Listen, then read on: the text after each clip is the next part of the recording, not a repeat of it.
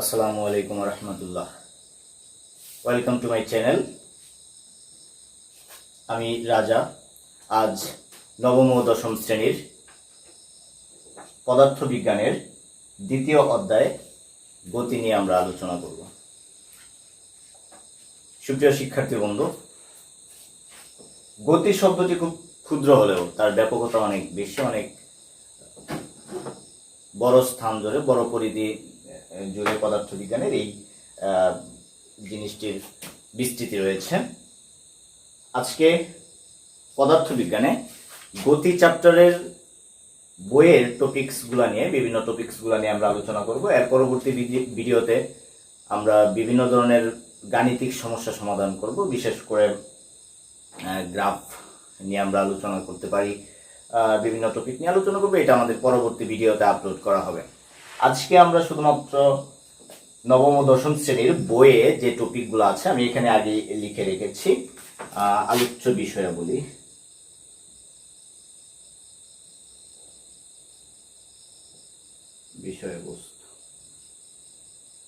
আলোচ্য বিষয়বস্তু।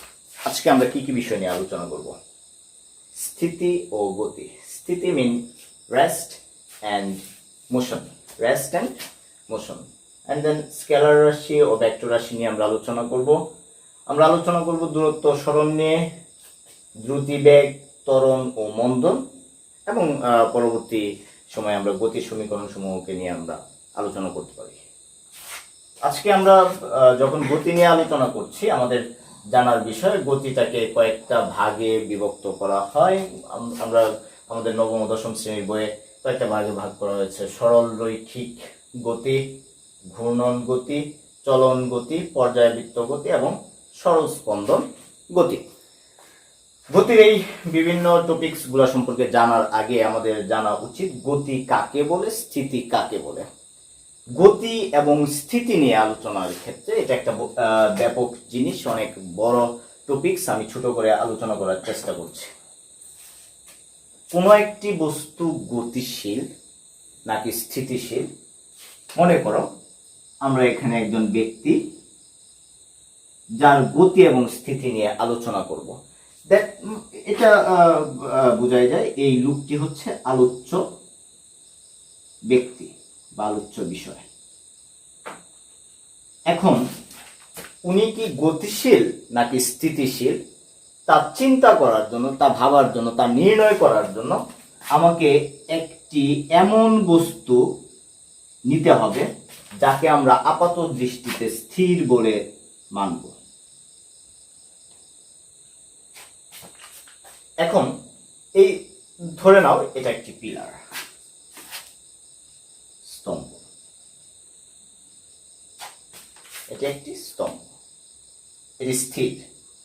এখন সময় অতিবাহিত হতে থাকবে, আর যদি এই পিলারটি থেকে এই ব্যক্তিটির মানে আলোচ্য বিষয়টির যদি দূরত্ব বাড়তে থাকে, তাহলেই কেবলমাত্র আমরা বলতে পারবো এই ব্যক্তিটি গতিশীল। আর যদি তাদের মধ্যে দূরত্বের কোনো প্রকার পরিবর্তন না হয়, সময় যাচ্ছে কিন্তু তাদের মধ্যবর্তী দূরত্বের কোনো রকম পরিবর্তন নাই, তাহলে আমরা বলতে পারবো সেই ব্যক্তিটি হচ্ছে স্থিতিশীল ব্যক্তি।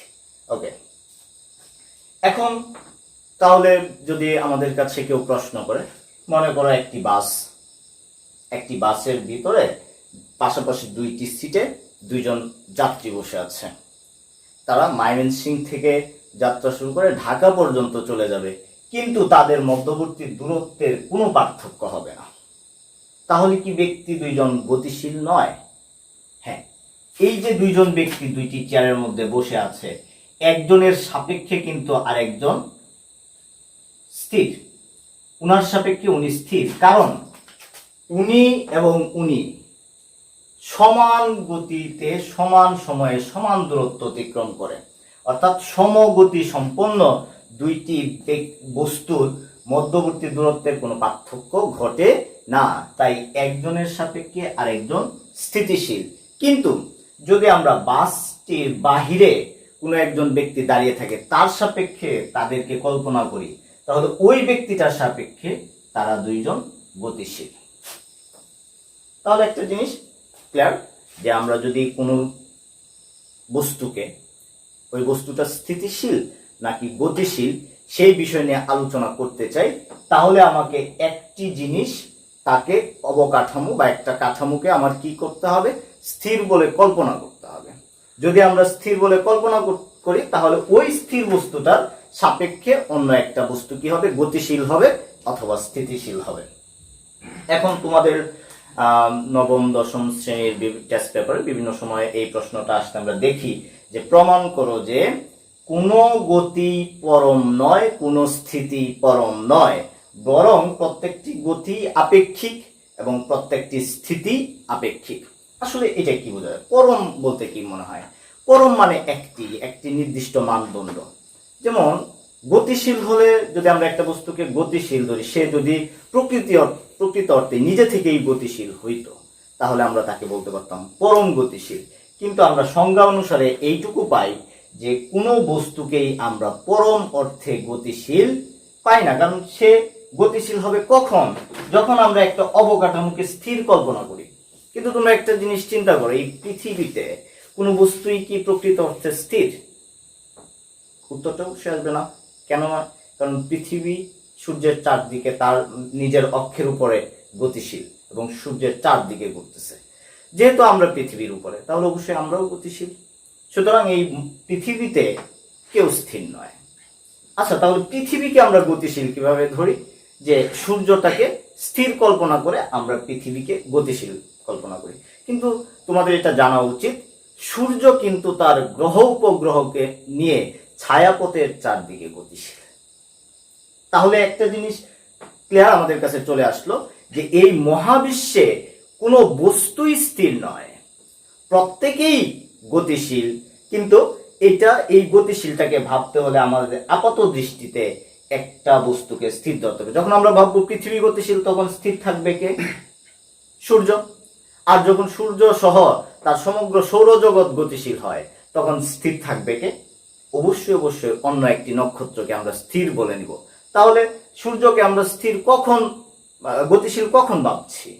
যখন আমরা অন্য একটা নক্ষত্রকে স্থির হিসেবে কল্পনা করছি, তখনই আমরা বলতে পারছি কি সূর্যটি গতিশীল। তাই বলা যায় যে এই যে সূর্য গতিশীল, সে আপেক্ষিক। কার সাপেক্ষে সে গতিশীল? ওই অন্য একটা নক্ষত্রের সাপেক্ষে। তাহলে আমরা বলতে পারবো যে এই মহাবিশ্বে সমস্ত গতিশীল বস্তুই আপেক্ষিক এবং সমস্ত স্থিতিই কি আপেক্ষিক। কোনো গতি পরম নয়, কোনো স্থিতি পরম নয়। তো এখানে গতির আলোচনা নেই, আমরা বলতে পারি যে সরল রৈখিক গতি, অর্থাৎ যে সকল গতি সরল পথে চলে তাদেরকে সরল রৈখিক গতি বলে। ঘূর্ণন গতি, যদি কোনো একটা গতি তার অক্ষের উপরে ঘুরতে থাকে, যেমন পৃথিবীর গতি। পরে হচ্ছে লাঠিম, যদি ঘোরাও তুমি, লাঠিমের গতি। এগুলো হচ্ছে ঘূর্ণন গতি। চলন গতিটা কেমন? সাপোজ দুইটা গাড়ির চাকা, পাশাপাশি দুইটা চাকা সমান সময়ে, সমান ডিস্টেন্স এবং সমান দূরত্ব বজায় রেখে সে কি করে? সামনের দিকে আবর্তিত হয়। এই যে একটা গতি, এই গতিকে বলা হবে চলন গতি। অর্থাৎ তারা বেগ থাকবে, সমান বেগে থাকবে এবং সমান সময়ে সমান দূরত্ব অতিক্রম করবে। নিজেদের মধ্যবর্তী যে দূরত্ব আছে সেই দূরত্ব নির্দিষ্ট থাকবে। যদি তাই থাকে তাহলে সেটাকে বলতে পারবো আমরা চলন গতি। পর্যাবৃত্ত কি? এটা একটা বৃত্ত। কোন একটা গতিশীল বস্তু এই জায়গা থেকে যাত্রা আরম্ভ করে নির্দিষ্ট সময় পর আবার যদি এইখানেই ফিরে আসে এবং এভাবে যদি কন্টিনিউয়াসলি তার প্রসেসটা চলতে থাকে, তাহলে আমরা এই গতিটাকে বলবো পর্যায়বৃত্ত গতি। পরবর্তীতে সরল স্পন্দন গতি কি? খুবই মজার বিষয়। আমরা পর্যায়বৃত্ত গতি দেখলাম কি, এইখান থেকে গতিটা যাত্রা শুরু করে এই দিকে আসবে, মুভ করবে, আবার ওইখানে যাবে, আবার এইদিকে আবর্তিত হইতে থাকবে। কিন্তু সরল স্পন্দন গতির ক্ষেত্রে একটা বস্তু বৃত্তাকার, অর্ধবৃত্তাকার পথে এই জায়গা থেকে এই পথে এই বিন্দুতে আসবে, এ থেকে বি বিন্দুতে আসবে, আবার বি বিন্দু থেকে সে উল্টা পথে রওনা দিয়ে এ বিন্দুতে আসবে, আবার বি বিন্দুতে যাবে, আবার এ বিন্দুতে আসবে। যদি আমরা এই গতিকে কল্পনা করি, এটা হচ্ছে সরল স্পন্দন গতি। এটার একটা সুন্দর উদাহরণ সরল দোলকের গতি, অথবা দুলনা, দুলনার গতি। এটাকে বলা বলা যেতে পারে সরল স্পন্দন গতি। ওকে ফাইন, গতি বিষয়ক আলোচনা আমাদের এই পর্যন্ত শেষ। এখন হচ্ছে স্কেলার রাশি, ভেক্টর রাশি। স্কেলার রাশি কাকে বলে, ভেক্টর রাশি কাকে বলে, এই বিষয় নিয়ে আমরা আলোচনা করব। স্কেলার রাশি হচ্ছে ওই সকল রাশি যাদের মান দ্বারা প্রকাশ করা যায়, দিকের প্রয়োজন হয় না। আর ভেক্টর রাশি হচ্ছে তাকে প্রকাশ করতে হলে মান এবং দিক দুইটা জিনিসেরই প্রয়োজন। যেমন আমি যদি বলি যে কোনো একজন ছাত্র সে আমার এই টিউটোরিয়াল রুম থেকে 20 মিটার দূরে অবস্থান করছে, 20 মিটার। এখন আমি কিন্তু তাকে বলে দিইনি যে সে পশ্চিম দিকে 20 মিটার, নাকি পূর্ব দিকে, নাকি উত্তর দিকে, নাকি দক্ষিণ দিকে। আমি তাকে কিছুই বলে দিইনি, শুধুমাত্র এইটুকু ক্লু দিলাম 20 মিটার দূরে সে আমার থেকে অবস্থান করছে। যখন আমি তার কোনো দিক প্রদান করছি না, তখনই সে হচ্ছে কি স্কেলার রাশি। আর যদি আমি দিক বলে দিই যে সে আমার এই টিউটোরিয়াল রুম থেকে ঠিক 20 মিটার পশ্চিম দিকে অবস্থান করছে, ওয়েস্ট, দেন সে হচ্ছে একটা ভেক্টর রাশি। অর্থাৎ আমি যদি কোনো রাশিকে দিক এবং মান এই দুইটা দ্বারাই প্রকাশ করি, দেন এটা হচ্ছে আমার ভেক্টর রাশি। আর যদি অনলি মান দ্বারা প্রকাশ করি, দিকের কোনো প্রয়োজন না হয়, তাহলে সেটা হচ্ছে স্কেলার রাশি। এখন আমরা করব দূরত্ব ও সরণ। দূরত্ব মিনস ডিস্টেন্স অ্যান্ড সরণ মিনস ডিসপ্লেসমেন্ট। দুইটা ইংরেজি। তাহলে দূরত্ব কি জিনিস, সরণ কি জিনিস? মনে করো আমরা এ থেকে বি বিন্দুতে যাব। এখন এ থেকে বি বিন্দুতে যাওয়ার একটা রাস্তা হচ্ছে এইটা, সরল পথে সোজা। আমি অন্য রাস্তায় যেতে পারি, এখান দিয়েও যেতে পারি, এখান দিয়েও যেতে পারি, এখান দিয়েও যেতে পারি। যে কোনো রাস্তা দিয়ে আমি বি অবস্থায় পৌঁছাতে পারি। কিন্তু একটা জিনিস আমাদেরকে খেয়াল রাখতে হবে, যদি এ থেকে বিতে আমি এই রাস্তায় পৌঁছাই, তাহলে সবচেয়ে কম দূরত্ব আমাকে অতিক্রম করতে হবে। বাট যদি এই রাস্তায় পৌঁছাই, এই রাস্তায় যদি আমার হয় 10 মিটার, তাহলে অবশ্যই এই রাস্তায় হবে 10-এর থেকে বেশি, অর্থাৎ 12 মিটার হতে পারে, অন্য রাস্তায় আরো বেশি। তাহলে আমার দূরত্বটা কাকে বলবো? দূরত্বটা হচ্ছে যে আমি যে কোনো রাস্তা দিয়ে যদি অতিক্রম করি, সেটা হচ্ছে দূরত্ব। কিন্তু যদি সবচেয়ে কম রাস্তা অতিক্রম করা হয় যে জায়গাটা দিয়ে, এটাকে বলা হবে সরণ। এটা হচ্ছে সরণ, বাট বাকিগুলোকে বলা হবে কি দূরত্ব। এবং আমাদের একটা জিনিস জানা দরকার, সরণটা হচ্ছে ভেক্টর রাশি আর দূরত্বটা হচ্ছে স্কেলার রাশি। ওকে, আমরা সরণকে এস দ্বারা প্রকাশ করব এবং দূরত্বকে ডি দ্বারা প্রকাশ করব। সরণকে কি দ্বারা? এস দ্বারা, এবং দূরত্বকে ডি দ্বারা প্রকাশ করব। ওকে,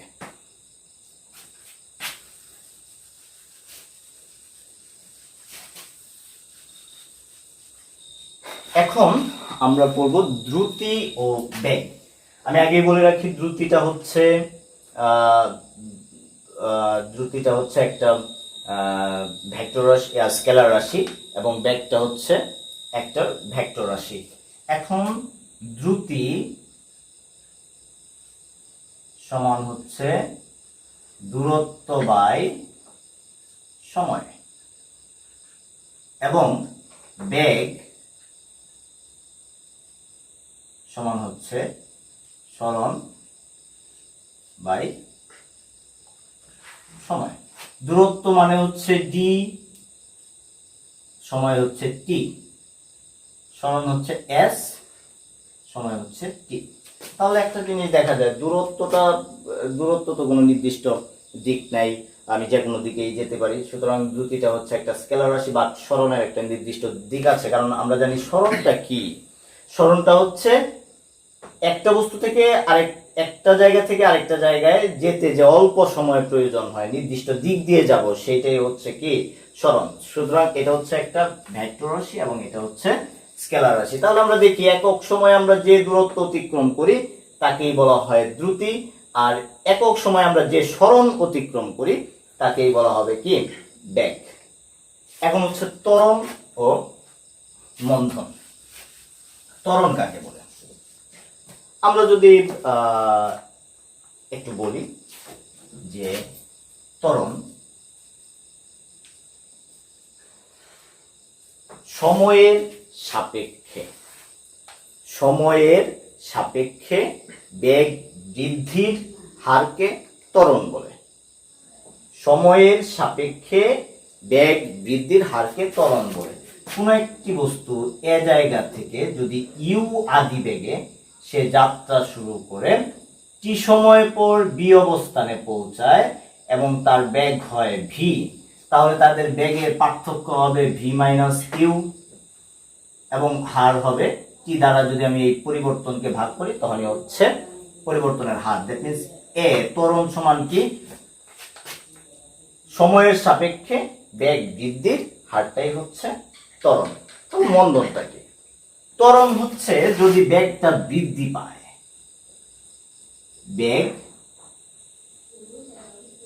বৃদ্ধি, কিন্তু শুধু বেগ বৃদ্ধি তো পায় না, অনেক সময় বেগ হ্রাস পায়। আমরা যদি কোনো একটা গাড়ি চালাতে থাকি এবং হঠাৎ করে ব্রেক করি তখন কি তার বেগ হ্রাস পেতে থাকে, তাহলে বেগ হ্রাসের হারকে কি বলে মন্দন।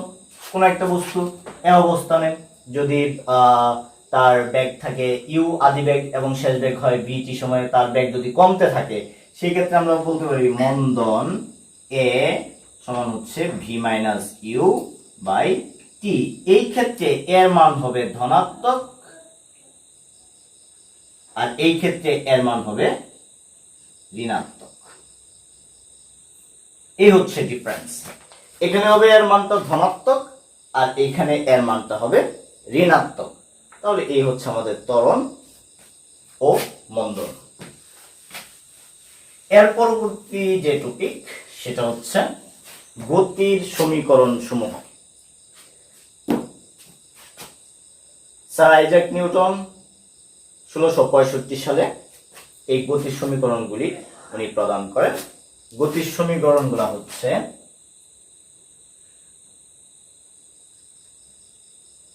v equal u plus at,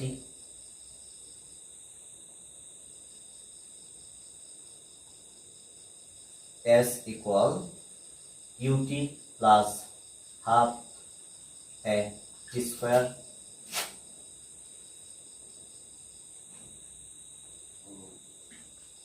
v square equal u square plus 2as।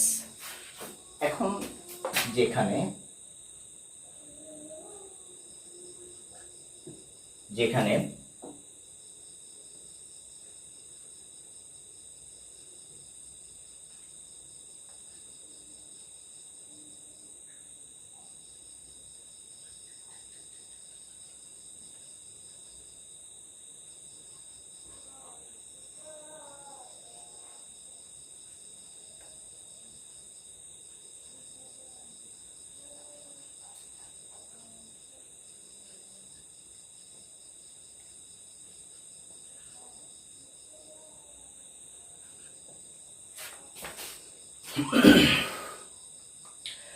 যেখানে তোমাদের বই সুন্দর করে লেখা আছে সুভেগ SUVAT, মোট 5টা পার্টিকেলস SUVAT। আমরা যদি একটু খেয়াল করি, এসটা হচ্ছে অতিক্রান্ত দূরত্ব, ইউটা হচ্ছে আদিবেগ, ভিটা হচ্ছে শেষ বেগ, এ ত্বরণ, টি সময়। এখানে প্রথম সূত্রে VUAT মোট 4টা অংশ দেওয়া আছে, 5টার মধ্যে 4টা দেওয়া আছে। পরের সূত্রে SUTA মোট 4টা দেওয়া আছে, এখানেও 4টা দেওয়া আছে। অর্থাৎ আমরা এখানে প্রত্যেকটা সূত্রে 4টা করে মান দেওয়া আছে। যদি আমি 3টা মান জানা থাকে তাহলে আরেকটা মান নির্ণয় করা সম্ভব। যদি 3টা মান জানি, যে কোনো 3টা মান, তাহলে এখান থেকে কি আমরা একটা মান বের করা সম্ভব। আরো কিছু সূত্র আছে, আমি এটা থেকে যদি একটু করে নিতে চাই, তাহলে S equal u plus v by 2 into t. এটা কখন হবে? সমতরণ অথবা সমমন্দনের ক্ষেত্রে এই সূত্রটা আমরা অ্যাপ্লাই করতে পারি। আবার হচ্ছে S ইকুয়াল ভিটি, S ইকুয়াল ভিটি, এই সূত্রটা আমরা কখন ব্যবহার করতে পারি? সমবেগের ক্ষেত্রে। যখন কোথাও সমবেগ দেওয়া থাকবে তখন অতিক্রান্ত দূরত্ব নির্ণয় করার জন্য আমরা ব্যবহার করতে পারি S ইকুয়াল ভিটি। আবার যখন কোথাও সমতরণ অথবা সমমন্দন দেওয়া থাকবে ওই ক্ষেত্রে আমরা ব্যবহার করতে পারি S equal u plus v by 2 into use করব। আমাদের আরেকটা থিওরি আছে যা তোমাদের এসএসসি বইয়ে পাঠ্য করা হয়নি, কিন্তু আমাদের বিভিন্ন অঙ্ক করার ক্ষেত্রে এই সূত্রটা খুবই খুবই কাজে লাগে। কোনো একটা নির্দিষ্ট সময়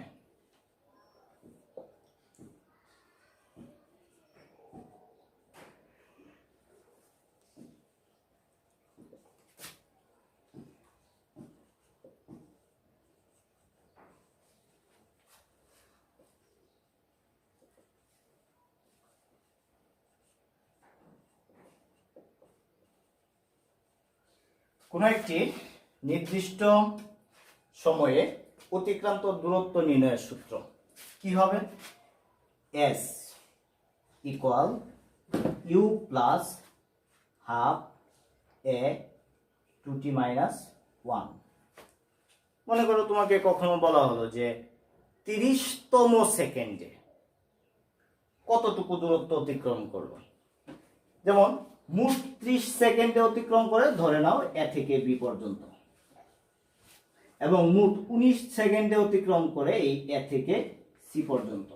তাহলে মোট 30 সেকেন্ডে হচ্ছে এ থেকে বি 30 সেকেন্ড, আর এটা হচ্ছে 29 সেকেন্ডে অতিক্রান্ত দূরত্ব। তাহলে 30 নাম্বার সেকেন্ডে কতটুকু রাস্তা অতিক্রম করে এই সি থেকে বি পর্যন্ত। আমরা সাধারণত অঙ্কগুলো করি কি করে, যে টোটাল 30 সেকেন্ডের দূরত্ব বের করি এবং 29 সেকেন্ডে বের করে তারপরে 30 সেকেন্ডে অতিক্রান্ত দূরত্ব থেকে 29 সেকেন্ডেরটা বাদ দিলেই আমাদের 30তম সেকেন্ডের মানটা বের হয়ে যায়। কিন্তু আমরা সহজে একটা সূত্র দিয়ে এই অঙ্কটা করে ফেলতে পারি। সেই সূত্রটা হচ্ছে S equal u plus half a into 2t minus 1। এটা আমাদের ইন্টারমিডিয়েট বইয়ের গতি তত্ত্বের মধ্যে এই টপিকটা খুব সুন্দর করে দেওয়া আছে, কিন্তু এসএসসি সিলেবাসে এই টপিকটা অন্তর্ভুক্ত করা হয়নি। যাই হোক, এই ছিল আমাদের গতির মোট 5টি সমীকরণ আমি দিয়েছি, সরি 6টি সমীকরণ, 1 2 3 4 5 6, 6টি সমীকরণ দিয়েছি। এখন এই গতির সমীকরণ থেকে আমরা আরো কয়েকটা সূত্র বের করতে পারি। একটা হচ্ছে নিক্ষিপ্ত বস্তুর ক্ষেত্রে,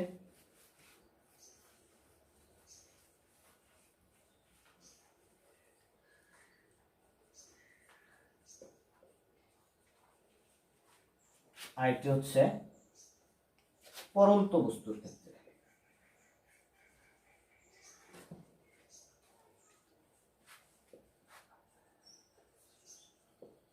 একটি হচ্ছে নিক্ষিপ্ত বস্তুর ক্ষেত্রে, আরেকটি হচ্ছে পরন্ত বস্তুর ক্ষেত্রে। নিক্ষিপ্ত বস্তুর ক্ষেত্রে বিষয়টা কেমন হবে, পরন্ত বস্তুর ক্ষেত্রে কেমন হবে বিষয়টা। তো আমরা যখন নিক্ষিপ্ত বা পরন্ত বস্তুর হিসাব করব তখন অতিক্রান্ত দূরত্বটা হচ্ছে উচ্চতা, অতিক্রান্ত দূরত্বটা হচ্ছে উচ্চতা। তাহলে এস এর পরিবর্তে বসবে এইচ। ওকে। আর ত্বরণ তখন আসলে সারফেসের উপরে যে ত্বরণ কাজ করে, আর পৃথিবীর বাহিরে স্পেসে যখন কোনো বস্তু থাকে ওইটা যদি পৃথিবীর দিকে আসতে থাকে বা পৃথিবী থেকে যদি দূরে সরে যায়, তখন পৃথিবী যে বলে আকর্ষণ করে সেই বলটার নাম হচ্ছে অভিকর্ষজ বল। এই ত্বরণটা হবে এর পরিবর্তে এই অভিকর্ষজ ত্বরণ জি। এখন একটা জিনিস দেখো, পরন্ত বস্তুটা কি, যে পৃথিবীর উপর থেকে কোন একটা বস্তু পৃথিবীর দিকে আসছে, তাহলে পৃথিবী তার নিজের দিকে প্রত্যেকটা বস্তুকে টানে, এবং এই বস্তুটা ঠিক পৃথিবী যে দিকে টানতেছে এই দিকে আসতেছে। তাহলে ওই ক্ষেত্রে জি এর মান কি পজিটিভ। অর্থাৎ পরন্ত বস্তুর ক্ষেত্রে জি এর মান কি পজিটিভ। আর যখন বস্তুটা নিক্ষেপ করা হচ্ছে, অর্থাৎ পৃথিবী টানছে বস্তুটাকে নিচের দিকে, বাট তোমার বস্তুটা যাচ্ছে কি উপর দিকে, তখন হচ্ছে কি পৃথিবী যেদিকে তোমাকে আকর্ষণ করছে তুমি তার বিপরীত দিকে কাজ করছো, দ্যাট মিনস জি এর মান হবে কি নেগেটিভ। জি এর মান হবে নিক্ষিপ্ত বস্তুর ক্ষেত্রে জি এর মান নেগেটিভ এবং পরন্ত বস্তুর ক্ষেত্রে জি এর মান পজিটিভ। আমরা যদি এই সূত্র থেকে দেখি প্রথম সূত্র, তাহলে পরন্ত বস্তুর ক্ষেত্রে কি হবে, ভি ইকুয়াল ইউ প্লাস এর পরিবর্তে হবে কি জি টি। যেহেতু পরন্ত বস্তুর ক্ষেত্রে জিটা পজিটিভ আমি পজিটিভ লিখলাম, কিন্তু এই ক্ষেত্রে কি হবে, ভি ইকুয়াল ইউ, এই এর জায়গায় বসবে কি জি, কিন্তু জি এর মানটা কি নেগেটিভ মাইনাস, তাহলে minus g, that means plus আর মাইনাস হয়ে কি হবে মাইনাস জি টি। আমরা যদি পরবর্তীতে আসি দ্বিতীয় সূত্রে, এস এর পরিবর্তে হবে h equal u t plus half g t square. এই ক্ষেত্রে হবে কি h equal u t minus half g t square. আমরা যদি তৃতীয় সূত্রে আসি, v square equal u square plus two g h, কারণ এর পরিবর্তে হবে জি, এস এর পরিবর্তে হবে এইচ। কিন্তু যদি আমরা এইখানে আসি,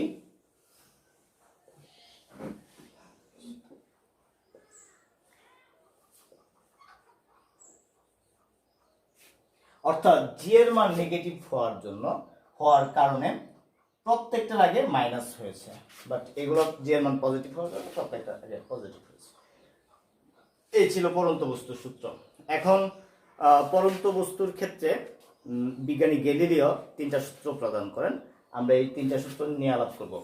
একটি সূত্র হচ্ছে, যদি দুইটি আলাদা আলাদা বস্তুকে আমরা একই সাথে বিনা বাধায় পড়তে দেই, তাহলে বস্তু দুইটা সমান সময়ে সমান দূরত্ব অতিক্রম করবে, যা আমাদের এই পৃথিবীতে বাস্তবের পুরো বিপরীত। বাস্তবে তা দেখা যায় না কখনো।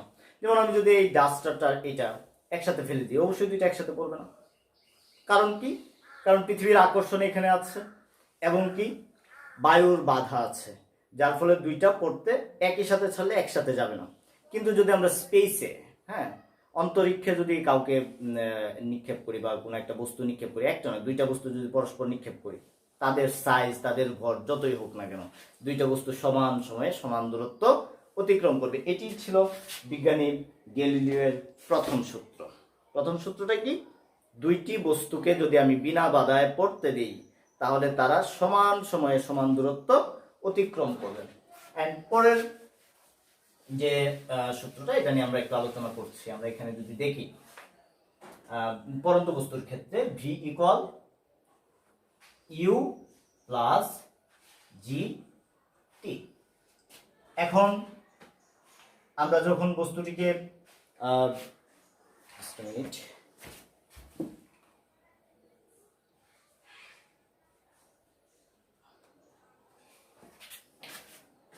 আমরা যখন এই বস্তুটিকে পড়তে দেব, অবশ্যই সে প্রাথমিক অবস্থায় কি স্থির থাকে, দ্যাট মিন্স ইউ এর মান 0। তাহলে আমরা লিখতে পারি ভি ইকুয়াল জিটি, কারণ 0 লেখার দরকার নেই, প্রয়োজন নেই। দেন জিটা হচ্ছে একটা ধ্রুব রাশি, জিটা হচ্ছে একটা ধ্রুব রাশি। তাহলে আমরা লিখতে পারি, কেন জি ধ্রুব, কারণ জির মানটা হচ্ছে নির্দিষ্ট 9.8। যদিও আমরা আমাদের এটাকে নির্দিষ্ট বলা যাবে না, বিভিন্ন জায়গায় জি এর মান ভিন্ন ভিন্ন হয়, কিন্তু আমরা প্রাথমিকভাবে জি এর মানটাকে কি করব নির্দিষ্ট। তাহলে এটা হচ্ছে ধ্রুবক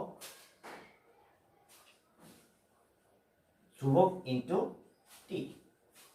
আমরা বীজগাণিতিক অঙ্কে করেছি, যদি ধ্রুবক থাকে এবং সমান চিহ্ন থাকে তাহলে আমরা লিখতে পারি কি ভি সমানুপাতিক টি। তাহলে কি দেখা গেল যে মুক্তভাবে পড়ন্ত কোনো বস্তুর বেগ তার অতিক্রান্ত সময়ের সমানুপাতিক। কোনো বস্তুর বেগ তার অতিক্রান্ত সময়ের সমানুপাতিক।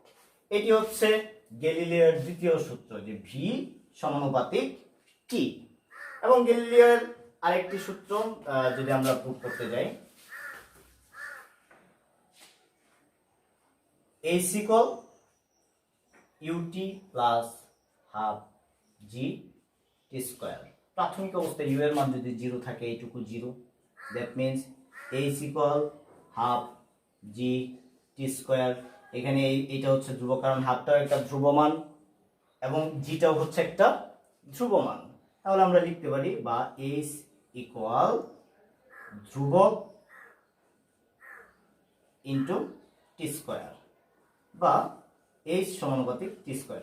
তাহলে কি দাঁড়ালো যে অতিক্রান্ত দূরত্ব সময়ের বর্গের সমানুপাতিক। অতিক্রান্ত দূরত্বটা কি সময়ের বর্গের সমানুপাতিক। আমরা আগে করেছি যে বেগ সময়ের সমানুপাতিক, এটা হচ্ছে পড়ন্ত বস্তুর দ্বিতীয় সূত্র, এবং অতিক্রান্ত দূরত্ব সময়ের বর্গের সমানুপাতিক, এটা হচ্ছে গ্যালিলিওর পড়ন্ত বস্তুর তৃতীয় সূত্র। সুপ্রিয় শিক্ষার্থীবৃন্দ, আজকে আমরা আমাদের এই টিউটোরিয়ালে আমরা বইয়ের বিভিন্ন টপিক নিয়ে আমরা আলোচনা করলাম। আগামী টিউটোরিয়ালে ইনশাল্লাহ আমরা বিভিন্ন ধরনের গাণিতিক সমস্যা নিয়ে সমাধান করব। ততদিন তোমরা ভালো থাকো। ধন্যবাদ।